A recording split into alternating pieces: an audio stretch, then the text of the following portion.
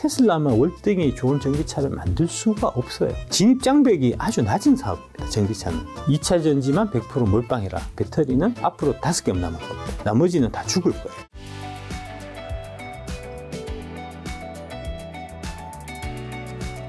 그럼 이제 2차 전지 투자하는 게 아까 전에 말씀하신 8개 종목 중에서 본인이 고민하셔도 되고 예.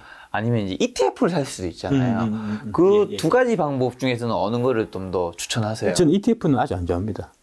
왜 2차 전지 산업 자체 성장하면 어쨌든 ETF도 같이 어느 정도 클 텐데. ETF의 결정적인 단점이 뭐냐면은 ETF는 이제 시가총액 순으로 편입비가 결정이 되기 비중이 때문에. 결정되죠. 예. 그러니까 무슨 얘기냐면은 만약에 특정한 주식이 올라서 그렇다는 얘기는 고평가되어 있을 가능성이 많다는 거잖아요. 네.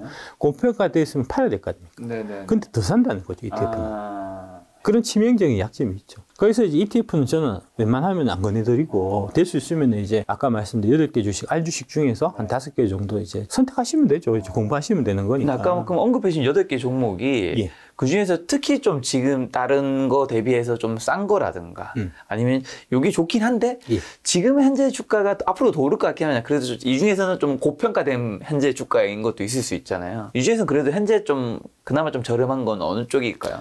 저는 이제 개인적으로 그 5개 종목, 네. 그 8개 종목 중에서 제가 이제 5개를 갖고 있거든요. 에코프로, 그 다음에 네. 포스코홀딩스, 그 다음에 에코프로 BM, 이제 SK 이노베이션, 그 다음에 나노신소재 이렇게 갖고 있습니다. 이제 그게 아마 답이 되실 것 같고, 방금 물어보신 거에 대한.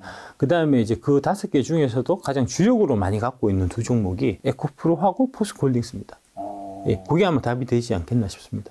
근데 너무 2차 전지 쪽에 아까 전에 이제 전체 예. 몇 종목 차지인지 모르겠지만 아까 예. 전에 이제 이사님께서 개인분들은 예. 한 5에서 6개 종목이 적합한 것 같다고. 그거 하고 제가 한 개 더 갖고 있는 거는 이제 그 미국 주식 중에서 제가 GM을 갖고 있습니다. 제네럴 모터스. 너무 자동차 쪽 2차 전지 쪽만 가지고 계신 거 아니에요? 제가 이제 개인분들한테 네. 항상 말씀드리는 게 네. 2차 전지만 100% 몰빵이라. 정말. 예, 라고 100%? 100% 2차 전지. 저는 아까 5개 정도 투자를 하는 게 예. 이제 섹터를. 아니.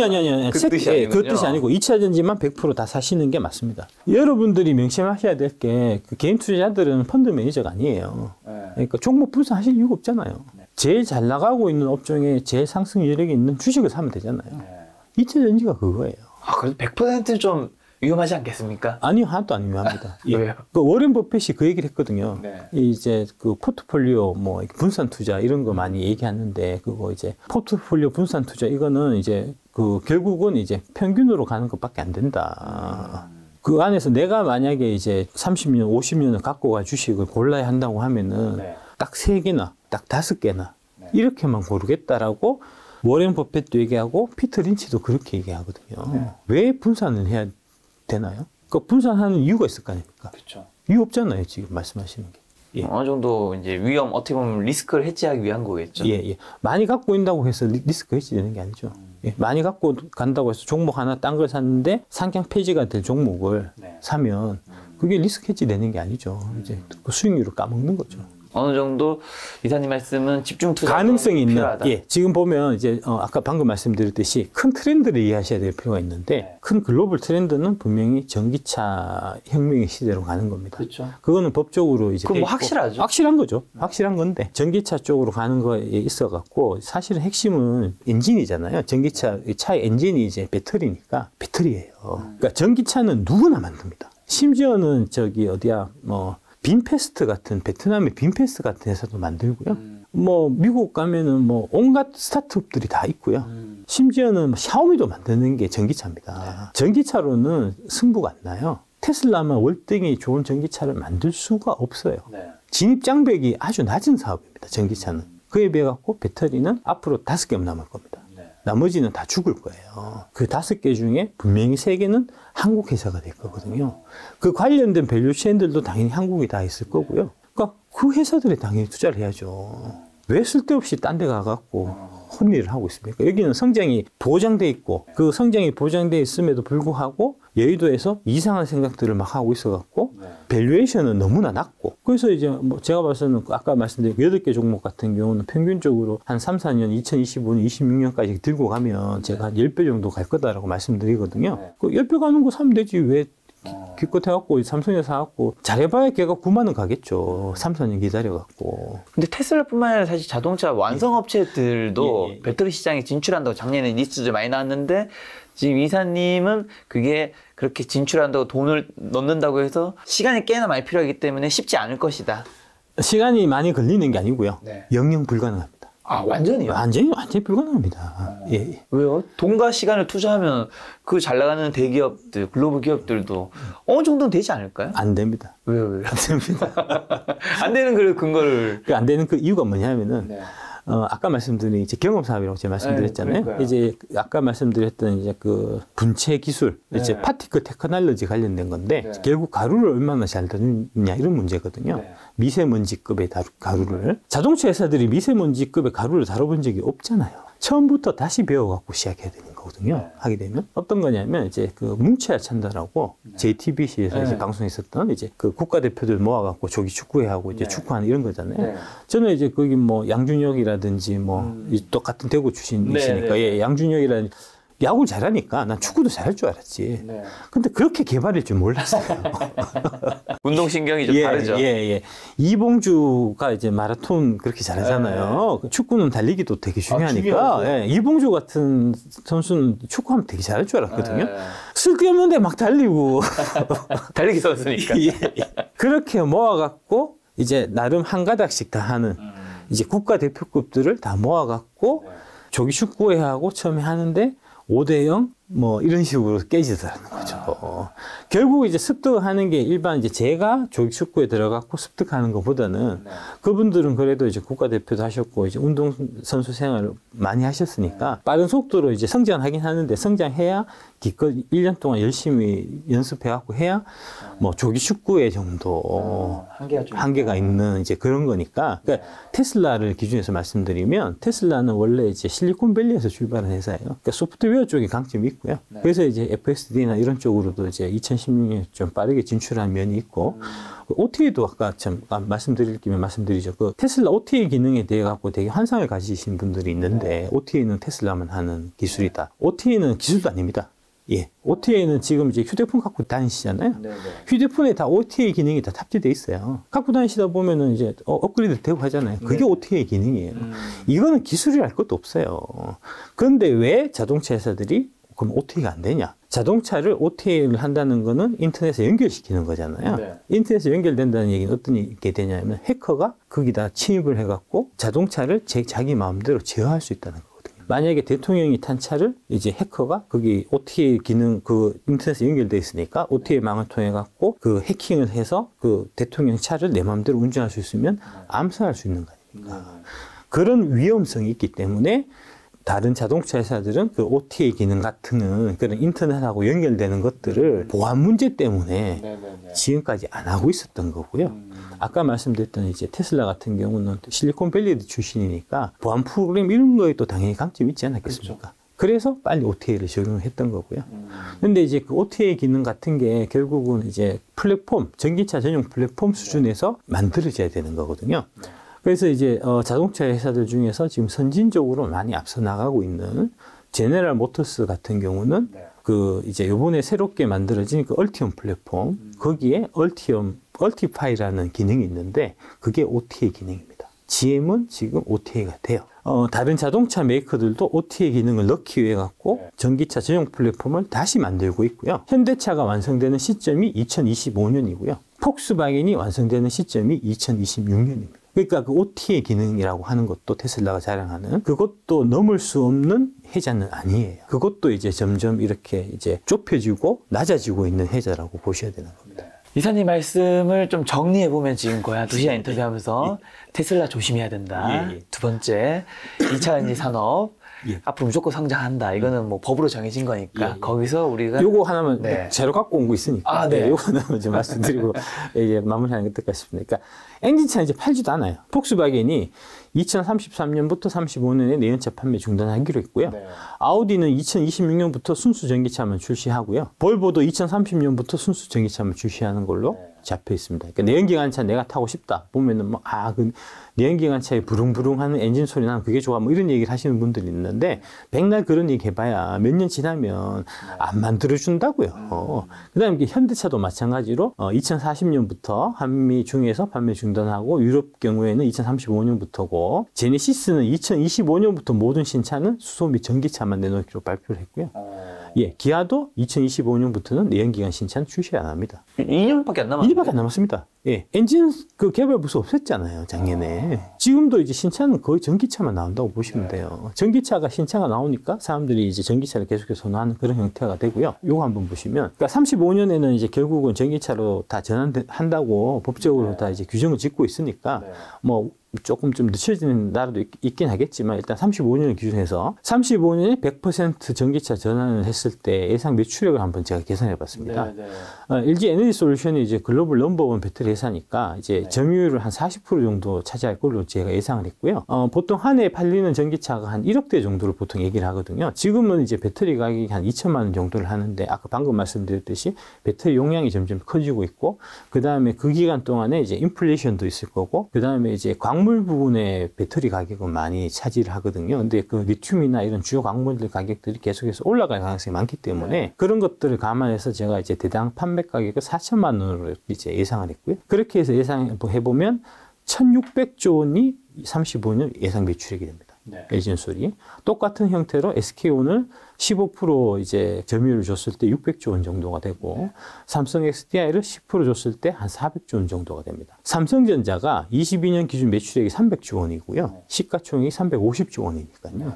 그러니까 이 중간에 1,600조 원을 향해서 가는 기간 어느 시점에서 삼성전자하고 LG에너지솔루션이 시가총액 1, 2위를 바꾸게 될 겁니다. 아, 정말요? 예. 그러면 당연한 거죠. 시총 1위가 드디어 우리나라도 바뀔 수도 있는. 바뀌는 거죠. 말씀하신 김에 1988년에 우리나라 시가총액 1등 기업이 포항제철이었어요. 지금은 한 11등 하거든요. 88년에 삼성전자가 시가총액 몇 등이었냐면 12등이었습니다.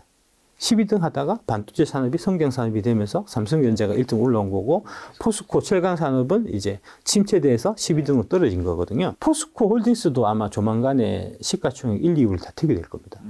그 홀딩스가 하고 있는 리튬 사업 때문에. 포항제철 포스코 홀딩스 기준으로 말씀드리면 88년도에 이제 철강 산업이 이제 산업의 주류였을 때 시가총액 1등을 하다가 철강 산업의 성장률이 둔화되면서 시가총액 11등까지 떨어져 있는 지금 상태고, 여기서 이제 그 리튬 니켈 같은 2차 소재 산업에 새롭게 뛰어들면서 새로운 성장 동력이 생겨서 그쪽에서 매출과 이익이 많이 발생함으로 인해 갖고 다시 시가총액 1, 2위를 다투게 되는 그런 시점이 아마 향후 한 3, 4년 뒤에 올 거다라고 이제 제가 말씀드리는 거고요. 그 양극재 쪽에서 보면 에코프로비엠이 이제 보통 배터리 가격의 50%가 양극재 가격이거든요. 한 20% 정도 점유율을 보면 한 400조 원 정도 매출할 거고, LG화학이 400조 원, 포스코케미칼이 400조 원 이렇게 될 거고요.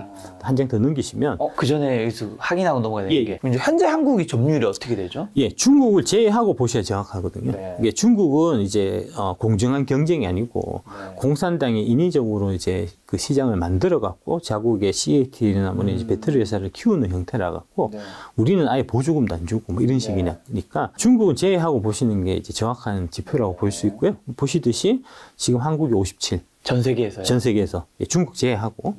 일본이 25. 그 다음에 중국이 17 정도 됩니다. 예, 그렇게 보시면 되겠습니다. 57이니까 LG전솔이 아마 35 정도 차지하지 않겠나, 이제 그렇게 보고 있는 거고요. 이 격차는 계속해서 더 벌어질 겁니다. 그래서 요거를 이제 PSR 한 배를 적용하면, PSR 한 배면은 이제 보통 통상적인 수준입니다. 이제 35년 되면은 이제 성장이 일단 어느 정도 마무리되고, 그 이후에는 좀 다른 산업하고 이제 유사한 정도의 성장을 기록하게 될 거니까요. 그렇게 해서 보면, 이게 1,600조 원을 120조 원으로 나누면, 현재 시가총액 나누면 이제 2035년까지 13.3배 올라갈 수 있다는 얘기가 되고요.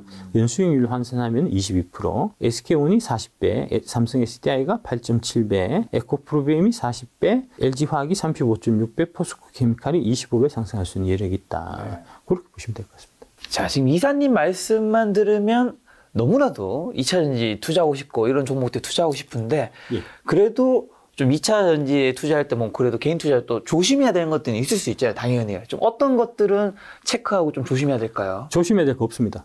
아예 없습니다. 예. 아니 예를 들면 뭐 좀 이제 말씀하신 종목 외에 좀 어떤 것들은 또 위험한 종목들은 있을 수 있죠. 아, 제가 말씀드린 종목 안에서 하시면 되고요. 네. 그 안에서는 조심하실 필요 전혀 없습니다. 그러면 이제 이 종목들을 만약에 관심 있는 분들이 샀어요. 예.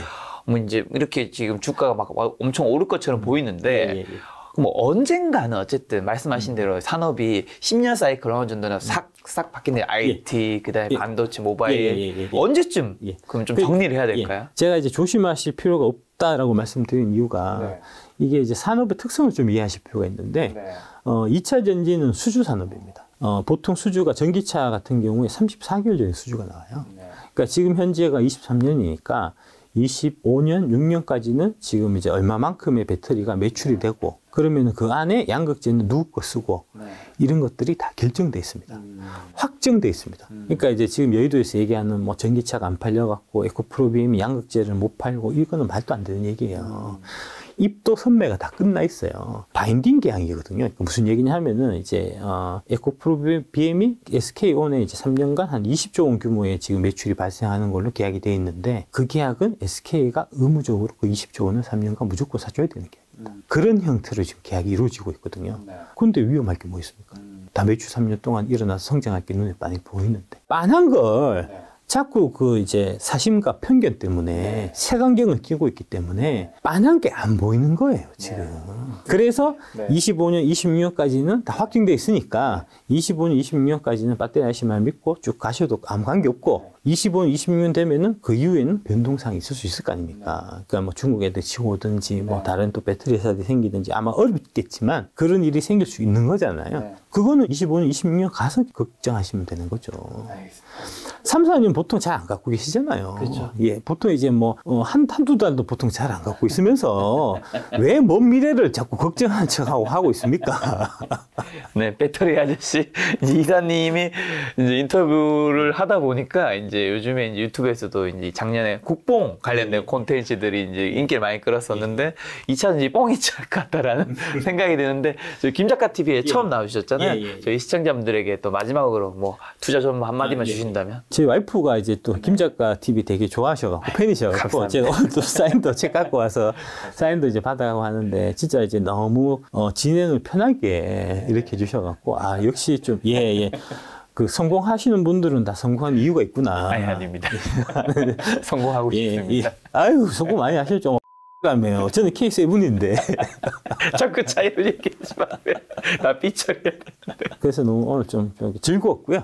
예, 뭐 편하게 해주셔갖고 저도 편하게 뭐 좀 심한 얘기도 좀 많이 한 것 같고 악플은 조금 걱정되긴 하는데 예, 막 달아주십시오. 뭐 저는 악플에 뭐 좀 잘 견디는 사람이니까 예, 뭐 마음대로 달아주시면 되고 뭐 기분 나쁜 소리를 제가 사실은 이제 갖고 계신 분들한테 많이 드린 거니까 다 감수할 생각하고 말씀드린 거니까요. 근데 이제 아까 말씀드렸듯이 그게 이제 양약 고구 일이여병이고 충언여거이 일이여행이라고 여러분들을 달콤하게 위로해주는 말이 많이 있을 겁니다. 특히 이제 테슬라 때문에 고민을 많이 하신 분들이 많으실 테니까 뭐 삼성전자, 네이버, 카카오도 마찬가지고 이제 그런 분들의 얘기가 되게 달콤하게 들리고 그런 사람들의 얘기를 계속해서 듣고 싶어하는 게 사실은 인지상정이에요. 예, 유튜브 알고리즘이란 게 사실은 이제 계속 자기가 좋아하는 것들만 위주로 계속해서 예, 뜨게 되기 때문에 자꾸 그러다 보면은 제가 막 말씀드린 우물안 개구리가 될 가능성이 사실은 그런 위험성을 유튜브라는 매체가 많이 갖고 있는 거거든요. 제가 이제 테슬라에 대해서 되게 많이 좀 신랄하게 비판을 하지만 사실은 저는 테슬라를 이제 찬양하는 유튜브를 아주 많이 보는 편입니다. LA 정규수 TV라든지 이제 뭐 그런 이제 워렌 밤핏이라든지 예, 그런 이제 유튜브 채널들 이제 저는 많이 봐요. 보고 혹시 내가 잘못 생각하고 있는 게 없는지, 혹시 내가 놓치고 있는 게 없는지를 항상 저는 점검하고 얘기하거든요. 아까 이제 제가 2차전지 관련 쭉 말씀드렸을 때 이제 좀 국뽕 얘기를 말씀하셨는데 이제 국뽕처럼 들리실 수는 있을 겁니다. 사실은 저는 아주 객관적인 사람입니다. 공정한 사람입니다. 한국의 수소 산업은 유럽이나 미국에 비해서 많이 뒤처져 있습니다. 이런 국가 같은 얘기도 제가 하잖아요. 예. 그러니까 한국의 2차전지 산업이 많이 앞서 있고, 그 다음에 이제 앞으로 전망이 되게 밝고, 그 다음에 이제 여의도에서 저평가를 하고 있기 때문에 오히려 이제 싸게 사서 크게 수익을 많이 낼 수 있는 그런 기회가 있고, 이게 엄연한 사실이고 진실이기 때문에 제가 말씀드리는 겁니다. 그러니까 국뽕처럼 들리시겠지만 사실은 국뽕이 아니고 가장 객관적인 얘기고 지금 객관적인 얘기를 하는 것처럼 얘기하는 라든지 여의도 증권사라든지 이런 사람들이 사실은 국가적인 얘기를 하는 거고 진실하고 아주 어긋나는 얘기를 하는 거고 그 얘기를 하는 이유는 사실과 편견에 가득 차 있기 때문에 그런 겁니다. 그래서 제가 이제 그런 이제 사실과 편견에 이제 얽매이지 않고 제대로 이제 한국 배터리 산업에 대한 이제 이해를 하실 수 있게끔 하기 위해서 제가 이제 K 배터리 레볼루션이라고 제가 책을 썼고요. 이게 이제 2월 20일 날 출간될 거고 지금 예약 판매를 받고 있는데 제가 말씀드린 것들에 대해 갖고 좀 이제 관심이 가고 이 책은 한번 투자해 봐야 되겠다 싶은 생각이 드시면 이 책을 한번 꼭 사서 읽어보시면 크게 도움이 되실 거다. 이제 제대로 된 그림을, 큰 그림을 그리시는데 크게 보탬이 되실 거라고 제가 말씀드리겠습니다. 네. 이 책 나오면 또 이사님과 함께 이 책을 주제로 이제 인터뷰 한번 다시 한번 잡도록 하겠습니다. 그리고 오늘 이제 이사님이 여러 뭐 쓴 조언도 주셨는데 다 모든 것들을 어쨌든 투자자분들에게 종합적인 판단을 하기 위해서 해주신 말씀이니까 여러분들이 잘 참고해서 투자에 도움이 되었으면 좋겠다는 생각이 들었습니다. 오늘 만날 손님은 박순희 이사님이었습니다. 지금까지 여러분 소중한 시간을 함께 해주셔서 정말 감사합니다. 오늘도 김 작가였습니다. 고생 많으셨습니다. 예, 감사합니다.